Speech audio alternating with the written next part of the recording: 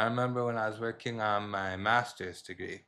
Like when I signed up for graduate school, I already had this mindset of like, I was lucky to get a bachelor's degree. You know, that 20-page paper almost destroyed me. I'm not, I'm just not a student. I'm not going to do well in this master's program. What am I doing?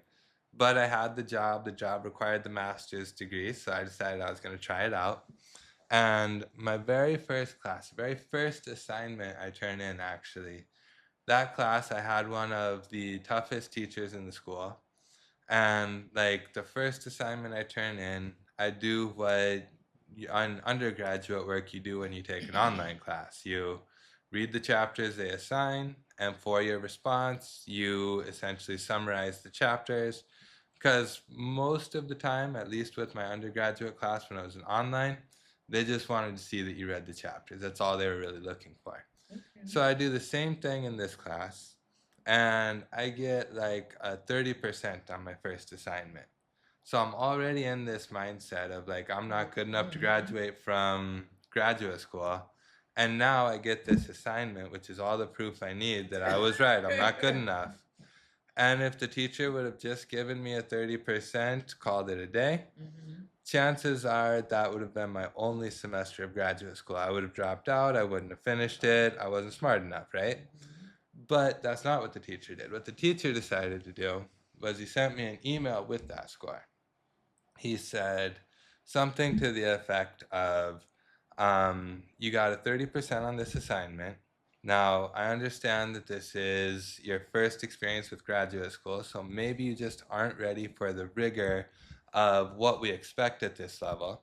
So here are a couple of pointers as to how you could have made this assignment better. Now, if you want, you can accept this 30%, that's up to you.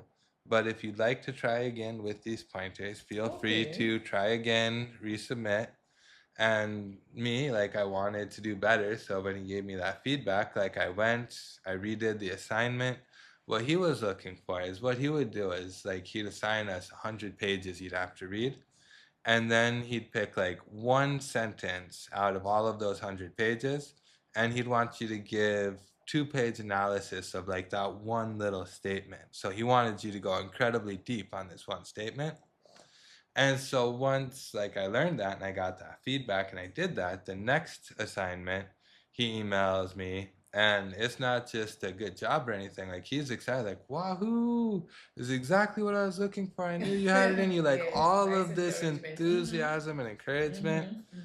And because of that approach, when I failed, because he addressed my failure in that way, the rest of graduate school, I think more or less, I got A's in all my classes. I got most of the points. There were a couple B's towards the end. I kind of started to get tired of it all and I didn't put in the same energy. But the ability was there, and I knew the ability was there because he took that time. Without him taking that time, I would have dropped out. I wouldn't have gotten a master's degree. And I mean, I would be thinking I'm not smart enough to be a graduate student. And so when our students fail, I think it's so important for us to address that failure in the right way to make sure they get the mindset that if I just do things a little differently, I can get it, rather than I'm not the kind of person that can.